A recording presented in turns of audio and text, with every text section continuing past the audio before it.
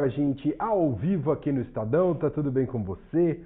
Hoje é quarta-feira, pós-feriado, começando mais uma edição aqui do Estadão às 5, com as principais notícias do dia. Estamos aqui no estúdio da TV Estadão, transmitindo para as nossas redes sociais, Facebook, Twitter e também YouTube. E quem está comigo hoje aqui no estúdio da TV Estadão para comentar os fatos mais relevantes até este momento é José Neumann Pinto. Tudo bem, Neumann? Tudo bem, Emanuel, bom fim mesmo, né? E é um prazer estar aqui com você e com você que está aí nos acompanhando aí, de perto. O pessoal pede o Neumann, direto a gente está aqui, cadê o Neumann? Hoje tem o Neumann aqui com a gente. Tá vendo como eu sou boicotado aqui, vocês pedem e eles não... Não posso escalar minha... Quem quiser que me ouça na rádio, né, mano? Na rádio tem 7h30. Na rádio todo dia. E a partir das 6 no Estadão Notícias no podcast. Aí sim, aqui a gente mescla um pouco mais. É aquele treinador que gosta de mexer na equipe. Renato Gaúcho. Renato Gaúcho. É o nosso Renato Gaúcho. Vamos então aqui às notícias mais importantes do dia. Vou monitorando aqui pelo Facebook, mande seu recado.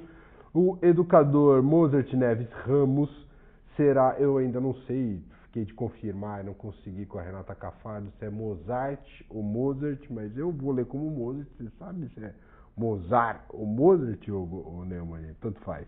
Não acho. Eu tinha um alfaiate na minha infância em Campina Grande, a gente chamava de Mozart.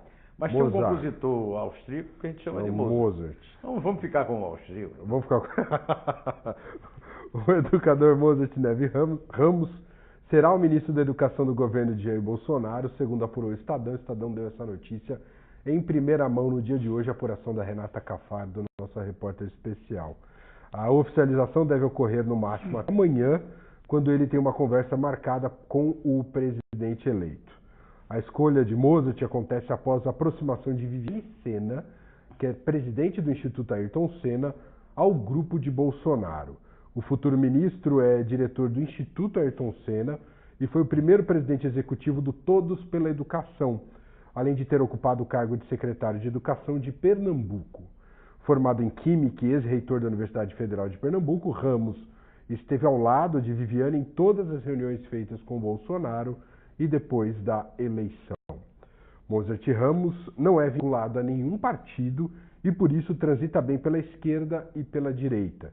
Tem boas relações, inclusive, com Fernando Haddad, candidato derrotado à presidência da República, do PT, e ele tem uma relação muito próxima com Haddad. Os dois se aproximaram durante o período em que Mozart Ramos ocupou a Secretaria de Estado entre 2003 e 2006, no governo de Jarbas Vasconcelos do MDB. Na época, Haddad era o ministro da Educação, por isso que eles tiveram maior proximidade.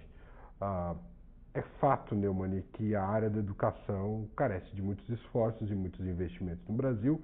E, para além disso, a campanha do Bolsonaro colocou algumas questões de pendor ideológico para a questão de implementação nas escolas, especialmente a história das escolas sem partido, de ter alguma revisão nas universidades. Como é que você vê os desafios que ele tem pela frente?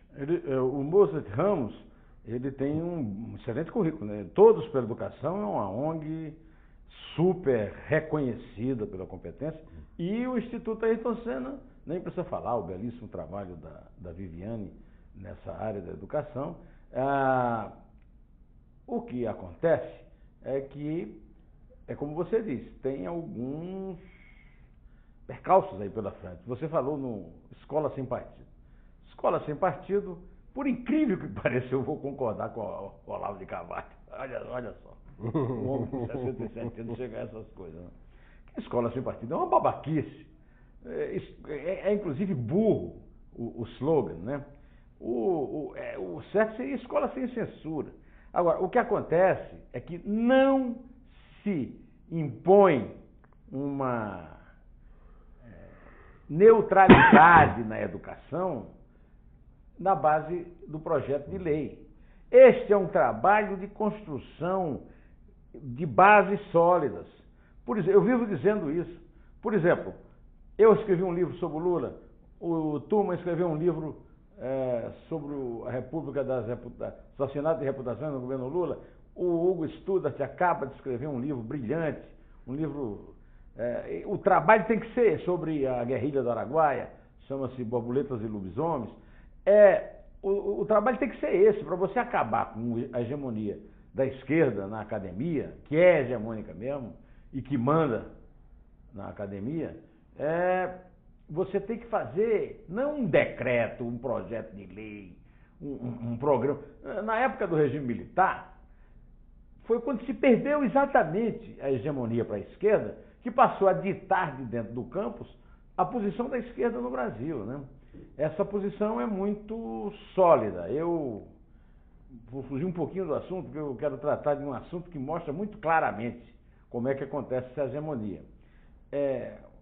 Um mendigo achou no lixo cartas de Prestes para Olga Benário, Prestes anunciando que estava grávida e tal. Entregou a uma antiquária que pôs em leilão. Então a Anitta Leocádia, que é filha do casal, processou e deu com exclusividade para o Estadão. Por isso que eu estou pondo aqui, né, no noticiário. Bom, por que eu estou falando isso? Porque eu li, o Globo deu 4 páginas no domingo, nós demos matéria, eu li em todo lugar, e aí eu fui na Wikipédia Olga Benário e diz que quando o Jaime Monjardim fez o filme Olga, que é um romance, William Vac fez críticas. Não é isso não, William Vac fez um livro que é revolucionário, que é um grande livro de história, que poderia ser citado como um grande exemplo de um enfrentamento da hegemonia da esquerda, que é um livro sobre os comunistas em 1935, em que ele mostra, a partir da consulta da documentação do KGB, que é a Polícia Secreta Stalinista, comunista, mostrando que Olga nada mais foi do que uma espiã, um agente do Exército Vermelho para vigiar o Partido Comunista Brasileiro. E é por isso que o Getúlio e o Filinto a entregaram para o Hitler, porque o Hitler provou com documentos que ela era espiã, criminosa de guerra. Aí fica esse romance, o Fernando Moraes fez um livro belíssimo, um romance muito bonito, o Prestes era virgem e tal. No entanto, nem o Wikipédia reconhece o trabalho do repórter William Vac, que, na minha opinião, é o mais brilhante jornalista da nossa geração, minha e dele, né? E que fez um trabalho brilhante que aí é superado pelas fantasias da esquerda. Então, é uma amostra de que a escola sem partido, né? É uma coisa que só pode funcionar assim. Vai funcionar um trabalho de guerrilha, assim, por baixo. Como a esquerda se impôs. Você veja a Olga, depois do livro do William, que acaba com tudo, só se fala na Olga, o romance, agora aparecem as cartas, entendeu? Tem também, para o Mozart Neves, um grande desafio, Mozart Campos, sei lá, o que você preferir, um desafio que é essa história do Enem, não é? Essa coisa também que o Bolsonaro disse que vai ler cada... Vai ler, rever, vai ter trabalho, vai ter trabalho. E também a questão dos colégios militares, né? Os colégios militares, que foram inclusive elogiadíssimos pelo Mário Sérgio Cortella, que era o candidato a ministro da Educação do Haddad. Tem a história do currículo, como é que chama? O curricular, né? Base Nacional. Base Nacional Curricular. Olha, é um trabalhão, porque é o seguinte, o Haddad fez a maior propaganda da educação dele, mas a educação do Brasil é um lixo. Isso é comprovado nos índices, na medição do Índice de Desenvolvimento Humano, que o Brasil só não cresce lá por causa do péssimo trabalho da educação. Eu acho que não é uma questão ideológica. O que o Brasil tem que perseguir é a excelência que os tigres asiáticos obtiveram com a educação. Aí sim, o Mozart Neves terá um grande trabalho nesse sentido, mas vai ser difícil. Vai ser difícil. Mudando de assunto, profissionais cubanos que participavam do programa Mais Médicos começaram a embarcar nos voos de volta começam, aliás, a embarcar nos voos de volta para a Ilha Carimbenha a partir de amanhã. De acordo com a Organização Pan-Americana de Saúde, já estão confirmados 5 voos entre quinta-feira e sábado. Conforme o Estadão adiantou, uma parcela dos profissionais já começou a sair dos municípios em direção às cidades, de onde os voos para Cuba deverão partir. A previsão é de que eles deixem o país até o dia 12 de dezembro. Atualmente, o Brasil concentra 8.332 profissionais que iniciaram suas atividades no Mais Médicos. As despesas do deslocamento dos cubanos recrutados pela Organização Pan-Americana de Saúde serão pagas pelo governo de Cuba. O acordo de cooperação foi rompido semana passada por Cuba, numa reação às declarações feitas pelo presidente eleito Jair Bolsonaro ao programa. Quer primeiro comentar essa situação, depois a gente fala do novo ministro da Vamos falar Saúde. dessa situação, né, Manuel? Basicamente é isso aí. O novo ministro disse que havia um acordo entre o PT... Convênio, né, entre o PT e Cuba. Bom, em primeiro lugar, precisamos reconhecer o estado deplorável da saúde pública no Brasil. Se não fosse tão deplorável, incluindo a participação dos governos do PT, Lula, Dilma e Temer, a PT e MDB, né, não estaríamos vivendo esse vexame internacional. Agora, a Folha está publicando uma série de telegramas que mostram que realmente foi iniciativa de Cuba. Não tem que discutir disso aí. Foi iniciativa de Cuba e era uma coisa completamente esquisita. Fala-se até em escravidão, mas é muito pior do que a escravidão. Porque o Brasil paga com dinheiro público a Cuba para usar médicos cubanos. É como se o médico cubano fosse um produto de exportação de Cuba.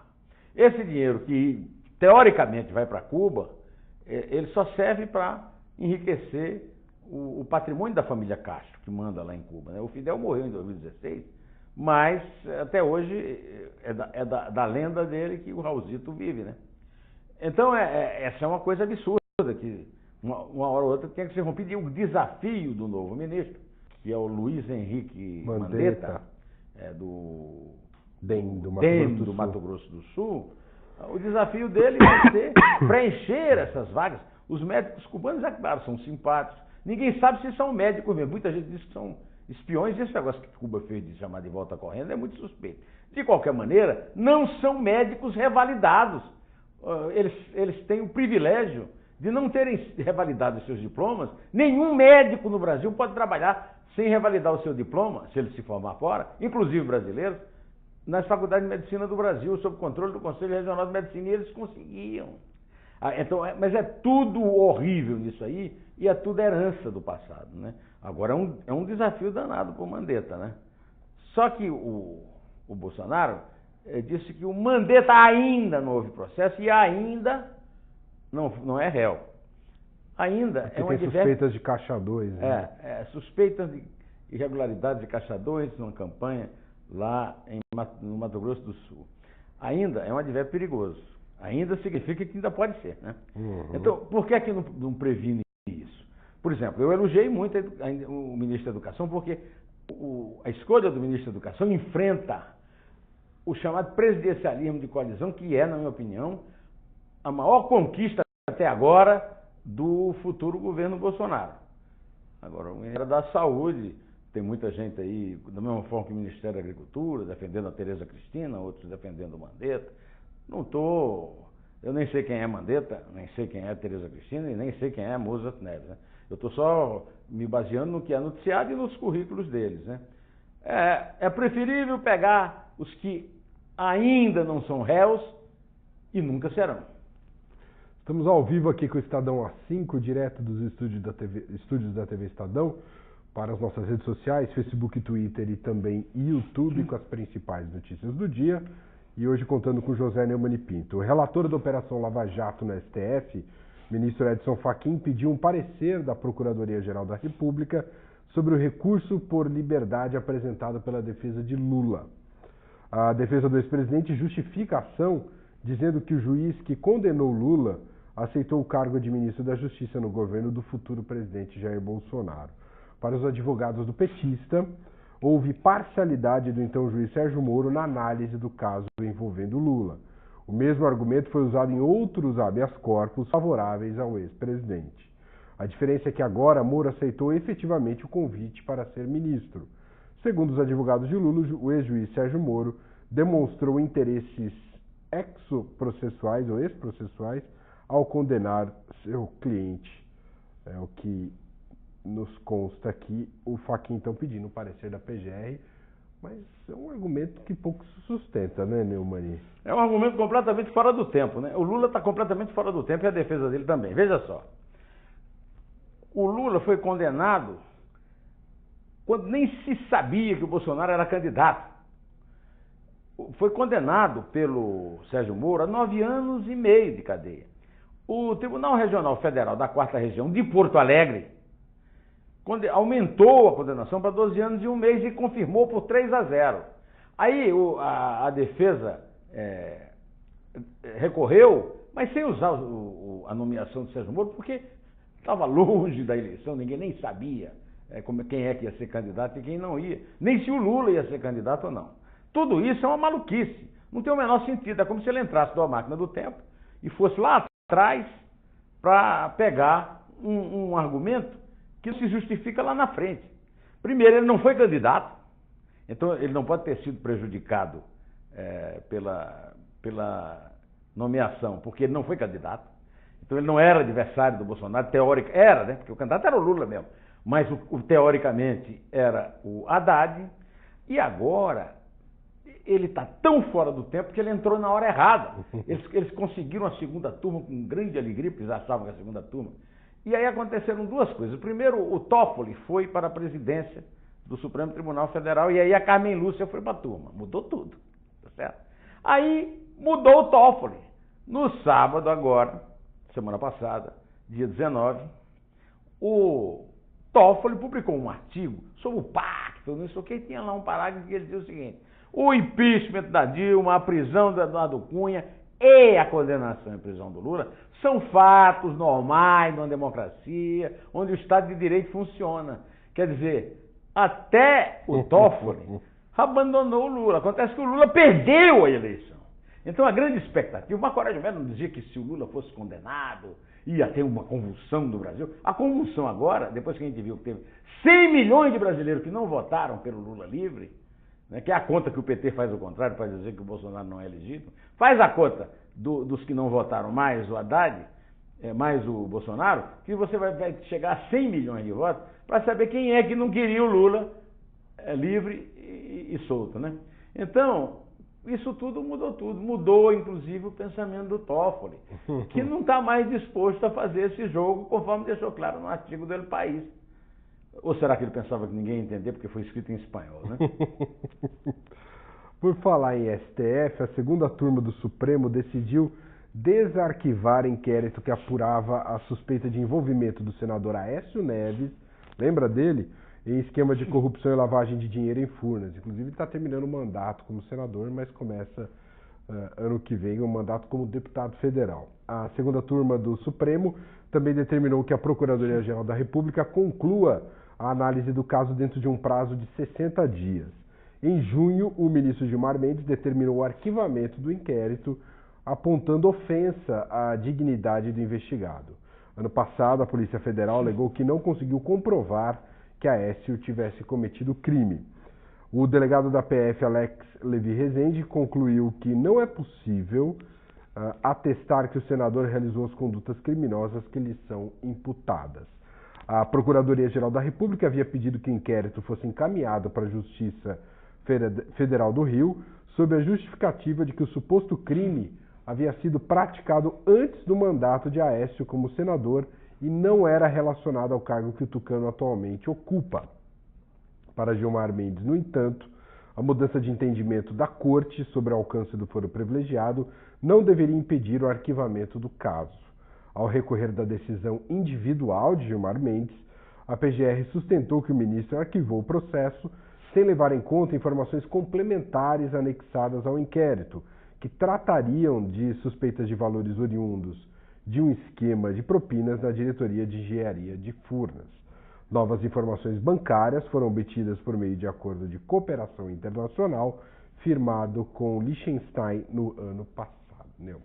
A questão toda aí é o seguinte: a mãe do Aécio, Inês, é casada com um grande banqueiro, né, o Gilberto Faria, que era dono de um banco chamado Banco Bandeirantes.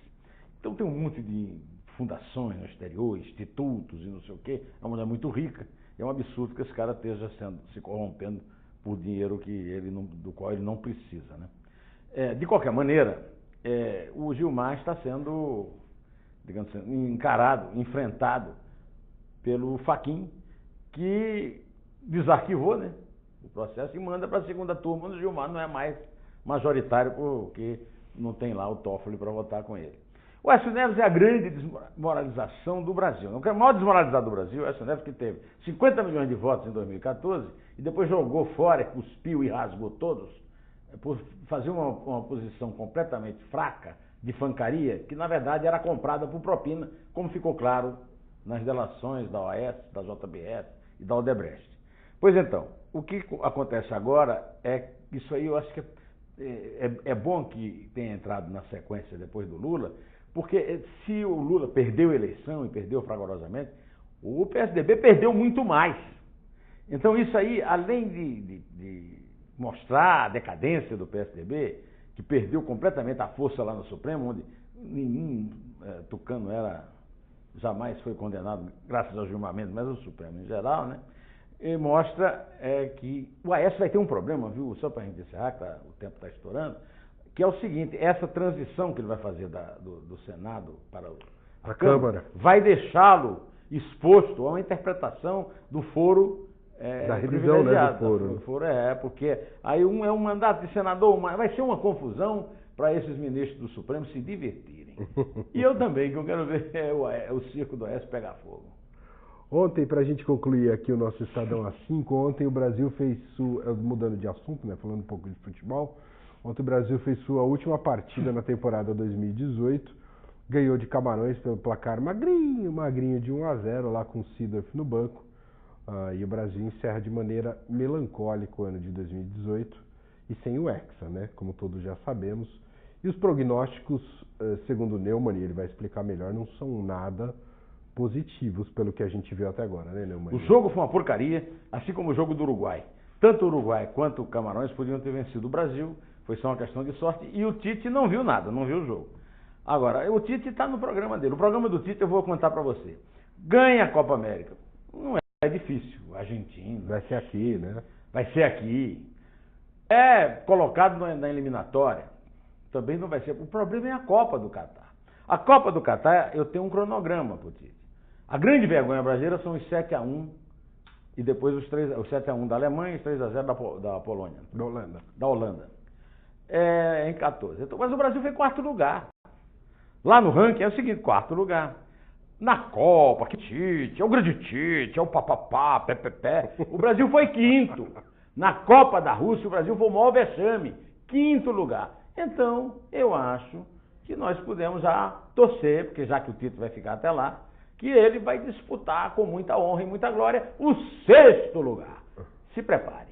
Esse é o nosso futuro Hexa, é isso? Hein? O nosso Hexa é o sexto, na verdade? verdade? O nosso Hexa, na verdade, é o sexto lugar. Assim como no Flamengo, eu estou torcendo também para o Flamengo ficar em sexto lugar, para pelo menos pegar uma rabeirinha lá da Copa Libertadores. Mas está em segundo. Está em segundo, mas hoje enfrenta o Grêmio. E o Palmeiras hoje é campeão, né? Possível. América Mineiro. Ganha fácil. Vai ser aqui em São Paulo. Parque. É verdade. Gente, acabou essa edição do Estadão A5. Voltamos amanhã, no mesmo horário, aqui com os nossos convidados, nossos jornalistas. Eventualmente temos o Neumann aqui. Para quem quiser acompanhar, então, mais da produção jornalística do Neumann, tem no Jornal Eldorado diariamente às 7h30 da manhã, no Estadão Notícias às 6 horas da manhã. E no YouTube, que no é meu onde canal, eu queria chegar. José Neumann Pinto, 10 minutos, 15 minutos, todos 20 os dias. Todo dia um videozinho. Aliás, está sendo um maior sucesso, hein, meu? Eu estou com 115 mil assinantes, não é nada mal. Mas eu tenho 226 mil seguidores do Twitter. Ainda não cheguei. Já vai chegar lá. Obrigado, viu, Neumann? Obrigado a você. Tudo de bom, hein? Tchau, gente. Obrigado, Neumann. Tchau, querido. Tchau.